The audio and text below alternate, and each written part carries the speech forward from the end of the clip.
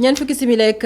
juróom moo bootu ci juróom benni waxtu ci ngoon mbokk yi dal leen jàmm ci jotaayu marax yi li ci gën a fës nag bokk na ci fi nga xamante ne moo di HLM waagu ñaay foofee nag ñu daal di nemmeeku ne lii di rigol gi yóbbu ndoxu foos yi diggante Hann Fann xëy na fa daanu njaboot boobee nag nga xam ne ñoom ñoo dëkk ca kër ga di njabootub Guèye ñoom nag dañoo xëyee sëngeem rigol googee ñu fàttali nag du gulet ñuy nemmeeku mu daanu ci gox boobee di HLM waagu ñaay ndax jotoon na fa am ci atum 2019 atu rigol boobee dox ci diggante fi nga xamante ne moo di Hann ba Fann nag ñu ngi koy nemmeeku mi ngi toll ci juróom-ñaar fukki at kii di préfet bu Ndakaaru moom nag teewoon na ca bërëb ba daal dina fay yëkkati ay kàddu daañu ko teewlu ci biir jotaay gi ak Ndeye Marième Guèye ci jamono jooju itam ca Matam ak pont bu Dialoubé ba fa moom nag dafa daal di daanu gannaaw taw yu metti yu ñu fa daan nemmeeku li ni mel nag gàllankoor dem ak dikk rawatina route nationale numéro 2 mu ne su fa jaar nag jamono ji mbir moo xamante ne nag jural na jafe-jafe askan gi nga xamante ne ñoom ñooy yeewoo ca gox ba. Air Sénégal juróomi at ci ëllëg yemoo ko juróomi fan ci weeru septembre atum 2020 gannaaw nag aéronef ba mu daanoo nag kon ëllëg lay am juróomi at li ni mel ñu fàttali nekk juróom-ñaari doomi aadama jotoon nañ ci ñàkk seen bakken Alassane Hann moom nag xam-xamam màcc ci wàllum aéronautique di ay roppalaan moom nag daal na ci yëkkati ay kàddu xam ne nag ne rafetluwul benn yoon anam gi nga xamante ne moom la ñu amalee enquête bi moom moo ne woon ganuk Cissé ci seen émission kennuk askan wi ci aljuma tey mook ñeenti fan ci weeruk septembre atum 2020 mbokki bisimila ci jotaayu marax yi.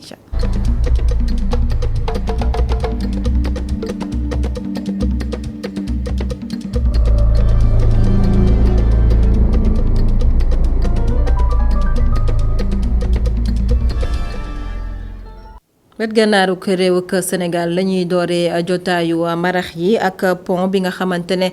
mi ngi nekk pont bu Dialoubé nekk nag fi nga xamante ne moo di Matam moo daal di daanu gàllankoor dem bekk dikk bi rawatina nag ci fi nga xamante ne moo di route nationale numéro 2 loolee nag jural wàll jafe-jafe ñi nga xamante ne ñooy jëfandikoo boobule yoon ndax jamono ji la ñu xam ne dem ak dikk doon na lu jafe ci ñoom li ni mel nag mi ngi xew gannaaw taw yu metti yi nga xamante ne daanu na foofee nag ca gox ba suñu envoyé spécial ca Matam Momar Alice Nia. ni ñu ko gisee village bu Dialoubé romb ko nekk na lu jafe ndax nag pont bi nga xamante ni dafa daanu gannaaw taw yu bari yu nga xamante ni nemmiku nañ ko fi am na déviation bu ñu fi def waaye nag déviation boobu romb ko nekkul lu yomb ci borom oto yi rawatina nag ci passager yi nga xamante ni ñoo nekk ci biir ndaamaar yi.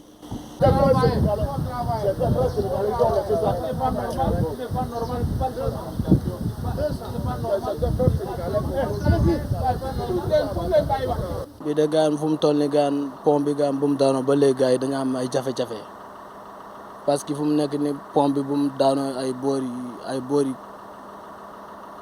5 heures yooyu 6 heures yooyu la fi daanu léegi boobu ba léegi gaan fu mu nekk ni gaan mënuñ fexe gaan ba gars yi oto yi jàll parce que ndox bi bu ñëwee gaan affaire bi day taa bu ñëwee bu àndee ak ndox benn oto du nangoo dem parce que fu mu nekk nii loolu mooy problème bi fii. pont bi kay soo il faut ngeen defar pont bi parce que pont bi seen defaree pont bi dañuy am jafe-jafe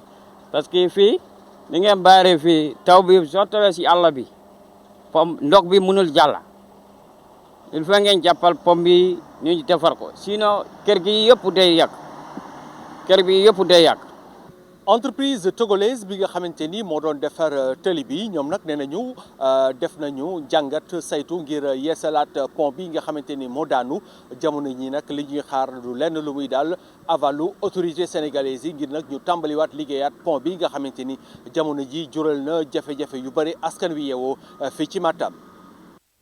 HLM waagu ñaay foofee itam benn pàcc ci rigol bi nga xamante ne moom moo yóbbu ndoxu foos diggante nag Hann ak Fann moo fa daal di daanu dugguleet nag ñu ko fay nemmeeku foofee nag ca HLM ak boobule rigol li ni mel nag waral nag njabootu Guèye xëyee sëngem tey nag ci suba ndax nag li ni mel moom la ñu daal di yeewu waale ñoom nag ñu fàttali ne boobule rigol at yi ëpp na juróom-ñaar fukk ñu dellu siwaat foofee nag ca bërëb ba ñu delluwaat faak Ndeye Marième Guèye. jafe-jafe yu aju ci wàllu assainissement ak li mu àndal yëpp mi ngi wéy di sonal nit ñi fii ci HLM Waagu Ñaay ab collecteur moo fa naroon a indi ab musiba maam kumba bu mag ñi ngi fii ci villa numéro 33 tey jii bi ñu xëyee nag la waa kër ga daal di gis lu ni mel tax nag ba ñoom ñëpp ànd ak jàqare waaye ak tiis gu rëy. son bi ma ne ko toj ko en diamètre de 20 centimètres ñu xam exactement état bi la moo nekk ci biir bañ ko defee nag si laa gis collecteur bi. ma ne lii du yëfu caaxaan daf ñu dépassé carrément alors sama xel kenn la ma jox mooy suñu représentant muy délégué bi alors je me suis rapproché de lui waxtaan ak moom ne ko ñun de kër ga lii am na fa te lii buñ si jugul dina màbbal kër gi après avec ces démarches moom si lañu woo ONAS. ñoom ñi nga xam ne ñoo dëkk ci koñ bi di HLM Waagu Ñaay ñoom ñëpp ñi ngi àndandoo mer ba futtu di woo nguur gi ci ñu gaaw jël ay solution yu yees ndax nag li wóorul benn yoon moom mi yore kàddu Talk Force bi mi ngi ñuy xamal nii. ñu koy masawu waaye gisoon nañ ko muy venir parce que depuis presque 2011 mun nañu wax ni la ñu saisiroon ne ñu am na benn collecteur bu fi nekk. collecteur bi nag tax waxoon nañ ko moom moo fi jiitu sax cité bi léegi depuis 2011 ñoo ngi doon wut une solution par rapport ak collecteur bi ak état bi léegi ñoom finalement lan la ñu mujjoon a retenir mooy que dañuy def benn solution bu ñu trouvé woon mooy que dañuy contourner collecteur bi nga xam ne dafa jaar ci kër yi ñu def ko sur la voie publique. kon nag maintenant la solution a été trouvée maintenant nag nous ce qu'on demande qu'on respecte cette solution là balaa muy am beneen perte de vie humaine wala yu demee noonu. ci jamono ji ñi nga xamante ni ñoo dëkk ca kër googee tey màbb ñoom ñi ngi leen fas yéene yóbbu ci beneen dëkkuwaay li des kay mooy ñu jéem a xam ci nan lañ fa nar a demee. Ndeye Mariam Gaye préfet bu Ndakaar Waline Badara Samb mi ngi woon itam ca bërëb ba gannaaw bi xew-xew bi amee yëkkati na ay kàddu xam ne nag ñi nga xamante ne ay njaboot lañu tabax nag ci kaw rigole googee nag daañu leen a toxal ngir rek liggéey li nga xamante ne moo di rigole bi lépp nag ngir mën a wattu seen kaaraange daan ci lëkkaloo ak waa ONAS Waline Badara Samb ñu teewlu ay kàddoom ma. fii ci Waagu Ñaay dafa am collecteur bu fi jaar collecteur boobu ñu ngi ko tuddee collecteur Hann Fann muy jóge Hann di dem ba baie de Fann mbir mu yàgg la parce que ca année avant 60 lañ defaroon mbir mi malheureusement yàlla dogal na nit ñi ñëw nañ fekk ci collecteur bi responsabilité yooyu du ma ci dugg mais li leer ba leer mooy nit ñi ñoo ñëw fekk ci collecteur bi parce que collecteur bi demul fekk nit. d'accord nañ ci wàllu sécurité bi ñu war a def mooy li njëkk mooy fexe ba ñi fi dëkk ñu wut fu ñu leen yóbbu ndax sauver seen bakkan parce que mbir mi alors dafa xaw a sensible. bu ñu leen dindee ba pare nag liggéey yi ñu war a def ñu def ko parce que ni ma ko waxee collecteur bi am na côté yoo xam ni xóotaay bi mën na 3 mètres kon loolu ak taw bii nga xam ne macha allah gis nañ ni waa di ubbeeku na loolu mooy mesure d'urgence bu ñu ko defee ba pare nag waa ONAS yi nga xam ñooy gérer canal bii daan fi ñëw rapidement tey incha allah ñoo ngi fi sax déjà mën a saytu xool li nga xam moom la ñu war a def ci collecteur bi pour mën a muccal mbir mi. bu ngeen fàttalikoo juróomi fan ci weeru septembre la nag avion bu Air Sénégal daan woon kon ëllëg nag lay mat juróomi at li ni mel nag waral ñu daal di dellusiwaat ci boobule xew-xew waxtaanee ko rawatina ci seen émission kennu askan wi ki nga xamante ne moo di Alassane Anne moom nag xam-xamam dafa màcc ci wàllub roppalaan ne woon na itam ki nga xamante ne moo jiite woon lii di wàllum fële ca Air Sénégal lu jëm ci wàllum maintenance ci compagnie boobee daan na yëkkati ay kàddu rawatina nag ci avion boobu daan woon ba juróom-ñaari doomi aadama ñàkk ci seen bakken la mu xamle moo di tolluwaayu enquête bi ak anam ba ñu ko defee moom nag rafetluwul ko ba tey Alassane Anne ne woon ganu kala ki nga xamante ne moo di El Hadj Malick Cissé ci seen émission kennu askan wi ñu teewlu ko gannaaw gi. xarlu rek loo xam ne tey jii yóbbu na juróom-ñaari bakkan roppalaan gi réer na ci géej gi ñi nga xam ne ñoom la seeni mbokk ñoo ñàkk seeni mbokk ñàkk seen bakkan mënuñoo gis sax seeni néew muy lu metti ba pare nag ñu saytu ko génne ay rapport yóbbu ko tribunal gisuñu benn firnde bu wone ne ñoom ñi ngi yëngatu pour que parce que aviation loolu la bu mbir amee dañ ko war a saytu topp ko ba gis li nga xam ne moo ko indi ñu jël ko génne ci ay recommandations maanaam fexe ba ñëpp xam li ko indi pour que lu mel noonu bañ a amati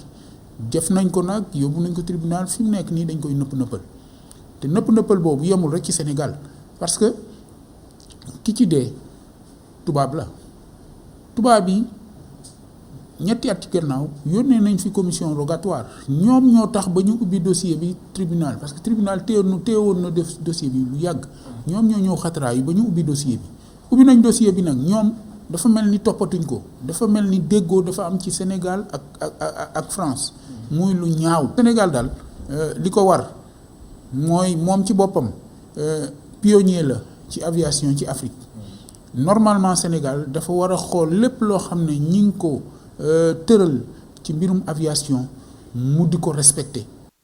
ngir delloo si waat li tubaab di woowee patriotisme maanaam bëgg sa réew faw rek nguuru ko Sénégal fexe nag ba dugal si loxo ñi nga xamante ne ñooy di takk der yi rawatina wàllum armée bi ngir rek ndaw ñi gën a wonewaat seenu dogu ci bëgg réewu ko Sénégal loole nag di xalaatu ki nga xamante ne moo di Serigne Khadim Rassoul Thiam Serigne Khadim Rassoul Thiam moom nag xam-xamam dafa màcc nag ci wàllub développement daal nay xamle li ni mel gannaaw ba mu teewee tey ji ci suba ci matinal bu iRadio ak Alassane Samba Diop ay kàddoom dañu koy teewlu ci micro Sofia Ba. Sénégal moom ay saaga ay xuloo comportement yoo xamante ni buñ ci taxawee du dem looloo tax ma bëgg li nga xamante ni amoon na fi avant la détérioration la dégradation mais de l'armée ñu defaraat benn armée boo xamante ni suñu doom yi entre 50 000 20 000 50 000 ça dépendra ñoom la ñuy dugal maanaam ci armée former leen jox leen maanaam li nga xamante ni mooy sensu réew mi ñun ñëpp ñoo ko bokk te 50 000 yooyu bu ñu ko jëlee bu nawet jotee bu ñu doon am 1 million de tonnes suuf si bëri na ndox mi bëri na inondation yi bëri na kon xam ngeen fi ma mën a teg xale yi maanaam bëri na 1 million de tonnes mën naa ko yokk ba 10 millions de tonnes parce que gerte dina am ainsi de suite pour la distribution mais des intrants dootul amati intermédiaire sàcc bi dootul am xale yi laa koy jox ñu maanaam ñu dem ci àll bi inondation yi toutes les zones bleues dinañ ma ko wan ils vont faire la cartographie maanaam des zones bleues bu boobaa ndox mi dootul nekk danger ndox mi day nekk élément économique boo xamante ni danaa fi bay banana bay fi ananas bay fi lépp comportement yu baax yi tant que y a l'auto-éducation duñ dem ku ci nekk di defal sa bopp bu la neexee nga sànni bitel nañu ànd Suisse nga sànni kayit dootoo ko defati laa la wax tey nag fi mu nekk nii civisme boobu pour ñu am ko il faut ñu nekk ci institution yoo xamante ne naan la lii baax na lii bon na lii doo ko def et cetera ci loolu la ñu war a taxaw dëkk bi Macky Sall moom ki kese moom ko ñun ñëpp ñoo ko bokk niñ ko bokkee nag ci la ñuy taxaw di waxante dëgg waaw képp koo xamante ni maanaam defoo li war ñu bënn sa poos nangu li nga yore foqarti li nga yore c'est aussi simple que ça bu ñu parce que Françoise Médolto yaayu Carlos nee na boo bëggee yar nit ci juróom-benn at ngay commencé boo amee juróom-benn at kon nag ñun suñu doom yi il faut ñu yar leen man li may wax nii du pour tey de c'est pour 2050 c'est après 2050 il faut ñu teg nit ñi ci yar bu ñu yaruwul duñ dem. l'armée bu Sénégal am na itam taxawaay gu am solo li nga xamante ne mën naa sukkali koom-koomu réew ak Sénégal loolu itam di gis-gisu ki nga xamante ne moo di Amadou Gueye moom nag mooy njiital Union nationale des indépendants du Sénégal xam-xamam màcc ci wàllu koom la mu jàpp nag moo di ngir koom-koomu réew mi gën a mën a sukkaliku faw rek ñi di armée bi daal di cay dugal seen loxo waaye itam nguur gi war naa gën a mën a jëmmal li ni mel moom Amadou Gueye moom itam gan la woon ci matinal bu iRadio ñu teewlu ko ak Sofia Ba.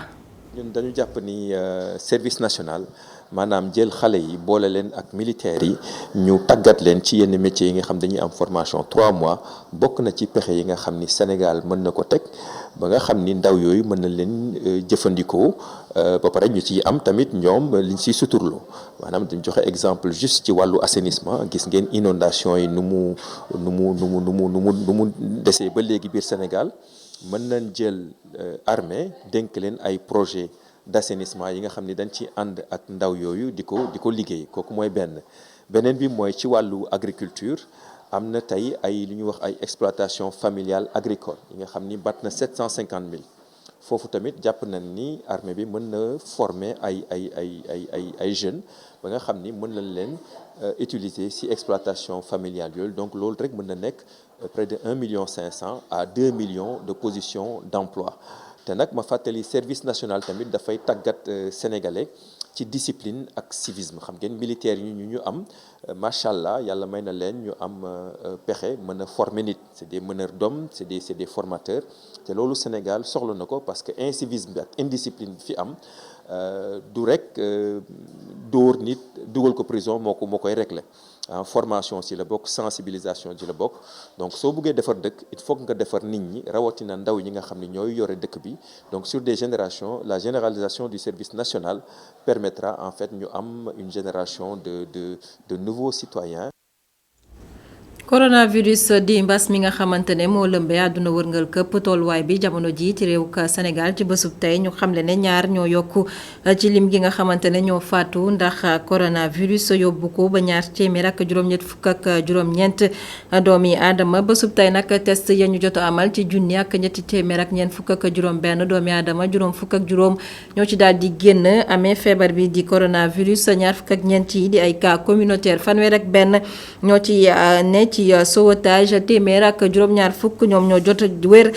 ci bile feebar di coronavirus di kaddu yi nga xamante ne docteur El Hadji Mamadou Ndiaye directeur bu prévention jot na ko yëkkati tey ji ci suba askan nga yeewoo ca commune bu Ndulo ñoom nag jamono ji dañoo mere ba futt société bi di Aquatech di société bi nga xamante ne moom nag moom moo làmboo li nga xamante ne moo di séddale ndox mi foofee nag ca gox ba toogaanu ñaxtu la ñu jot a amal ngir becc jafe-jafe yi nga xamante ne société bi jural na leen ko ñu amal ko ci teewaayu suñu ndaw ba ñu teewal ca Bawal Góor Ndak Lo.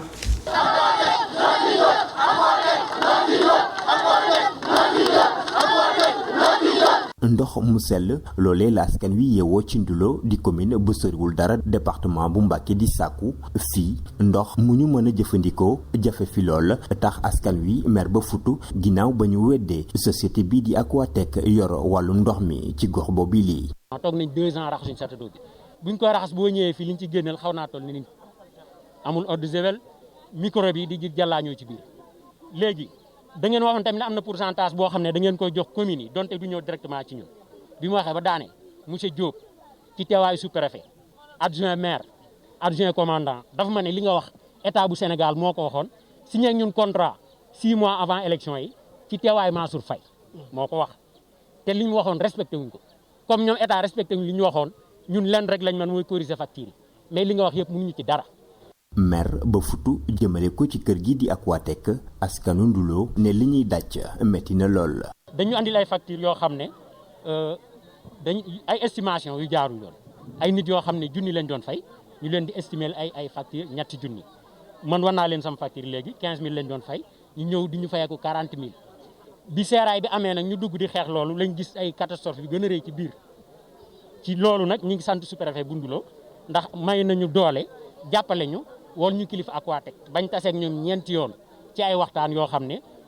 comme ni ko sëñ Basir waxee tënkuwul ci ñoom. ci noonee mouvement Ndulo ca kanam sàkku ñu jële fi kër gi la yor wàllum ndox mi ci diwaan boobilee. dañuy yónnee ay charrette ñu di ñu jaay ndox mu ñu mën a naan ak mu ñu mën a sangoo mu ñu mën a jëfandikoo ci biir kër yi sonn nañ ñun daal li ñuy ñaan fi mu toll nii mooy Aquatech nañu abal ngir yàlla te bu ko defut nag ba ñu joxe suñu bakkan yi pour delluwaat suñu pour jotaat suñu forage ndax forage bi ñun ba ñu juddoogul ba léegi la nekkoon du la kon nag duñu nit ba tey ñoom ñu ñëw fii pour bëgg a profité suñu kaw ñoo xam ne ay baykat lañu ay néew ji doole lañu ñu bëgg a dund suñu kaw ñun loolu mënuñu ko te duñ ko def tey duñ ko def suba te lu mu leen jaral rek mu jaral ñu lu ko ëpp. ci janoog taskatu xibaar yi mouvement Ndulo ca kanam sàkku ci jëwriñ ji ñu dénk wàllum ndox mi naka noonu assainissement mu yee yàbbi ci jafe-jafe yi askanu kaw gi di dund jamono ji tembe. Gora Ndak Lo ñu fàttali ne jéem nañoo jokkoo ak ñi nga xamante ne ñooy kilifa yi nekk foofee nag ca Aquatech waaye nag mujjuta antu du ñàkk nag ñu jot leen ci suñu yeneen i jotaay xibaar yi bi ci réew yi la ñuy daal di yegg si.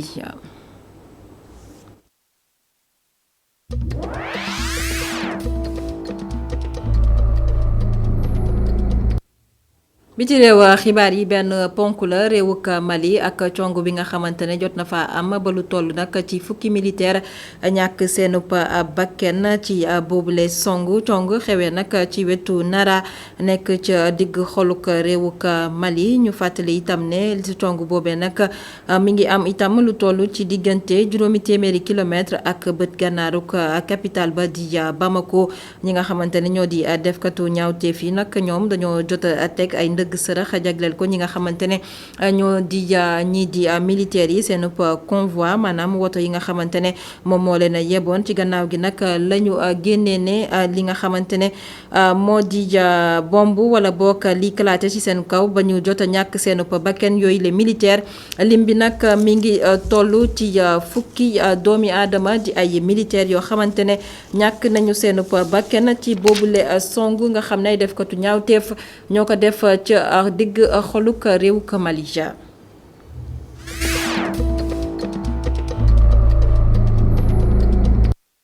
dellusiwaat réewu ka Sénégal wutali ca marché HLM gëstu bés bi ñu ngi ko jagleel robe yi nga xamante ne dañu koy jaay foofee nag ca marché HLM yooyu lay robe nag ñi di jigéen ñi daal nañ ko taamu rawatina ci jamonoy tàngoor bi ñi nga xamante ne ñoo di jaaykat yi ña ngay xamle ne ñoom nag seen bamba ma ngay maase bu baax ci jamono ji nga xamante ne ñu ngi ci jamonoy nawet ku ne nawet nag ne tàngoor reportage Aïssatou Diak. fii ci marché HLM li nga xamante ne mooy robe tàngaay daanaka bari na fi lool te it couleur bu ne am na ci ak njëg boo mën ci am it jaaykat bi nag moom mu ngi ciy génn bu baax a baax. vraiment tàngaay bi moom ñi ngi ñëw di génn ñu ngi ciy fol suñu warsak vraiment ñi sant ak di ñaan yàlla defal nu xiiwaat yëpp mu gën a yokku daal tàngaay bi moom lay gën a dox n'est pas n'importe quel seddaay bi waaw tàngaay bi moom lay gën a dox ndax robe tàngaay la quoi. njëkk li nag daanaka cherul lu ko tàmbalee 3500 ba 7000 francs mën nga cee am na sax góor yoo xamante ne dañuy daal di ñëw jënd ci ngir mën a bégal seeni soxna. robe yi ça dépend am ay prix am na 3500 am na 4000 am na 5000 am na 6000 ba 7000 sax am na fi waaw mais xale jigéen ñi xale yu góor yi même xale yu góor yi duñ fiy jaar sax des fois dugal seen jabar yi waaw mais xale jigéen yi duñ fi bëri luñ fiy ñëw di jëndal seen bopp. soxna si nag moom mu ngi xamal ne daanaka robe yi moo ko gënal ci tàngaay bi. marché bi de moom ay robu tàngaay moo ci gën a bëri waaw ndax dafa tàng moo tax gis nga rek robu tàngaay sax laa jënd si woon nii tàngaay bi moom laa préféré moom ñoo ma gënal daal robu tàngaay yi. non prix yi seerul ay 2000 2500 rek ba 3000 xam nga robe yi dañoo oyof te dañoo neex ay coton la 100% coton dafa neex daal boo ko solee daal doo yëg tàngaay. robe tàngaay yi nag nekk na loo xamante ne tuuru na lool ci marché bi daanaka sax nag mu ngi jar bu baax a baax jigéen yu bari dañ ciy ñëw daal di ciy jënd.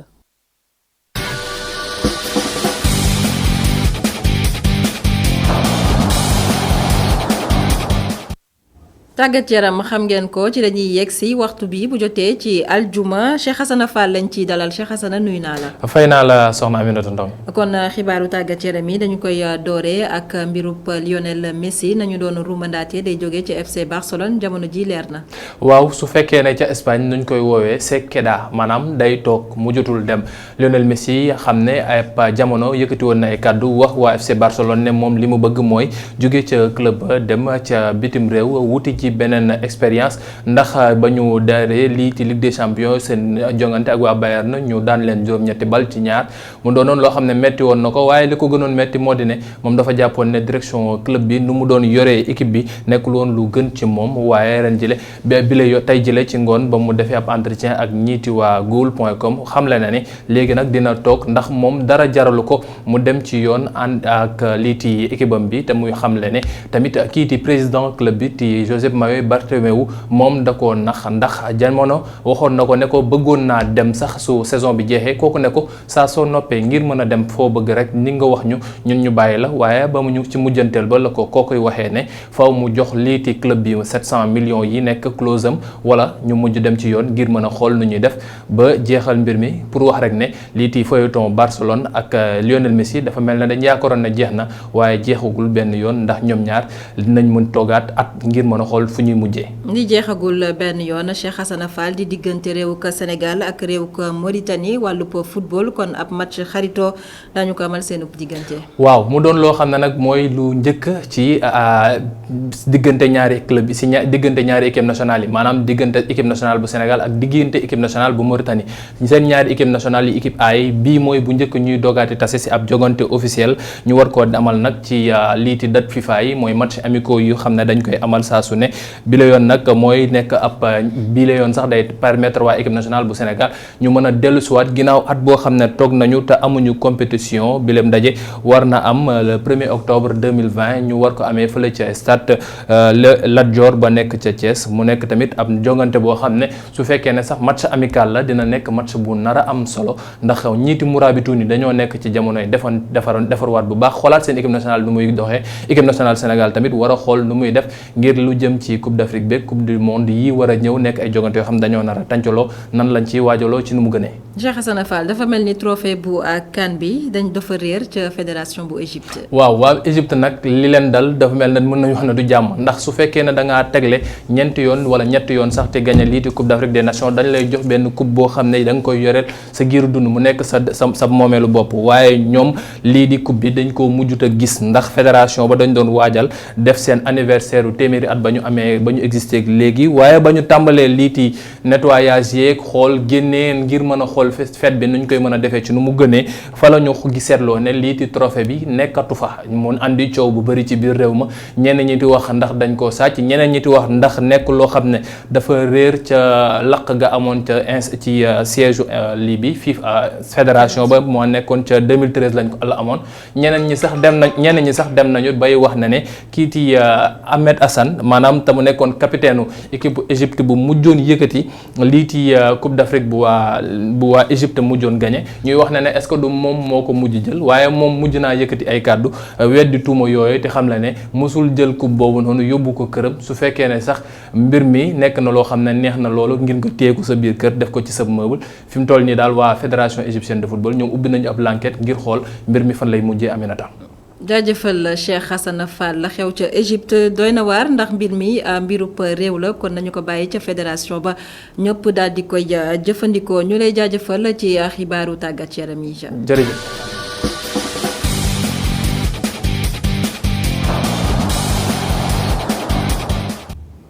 mu ngoog mu yemook waxtu bi nga xamante ne moom la ñuy yëkkatee jotaayu marax yi amoon mbégte dégtal leen xibaar yi ñu bàyyi leen ak Khalifa Diakhaté mu wéyandeek yéen ci seen bloc d'information la totale.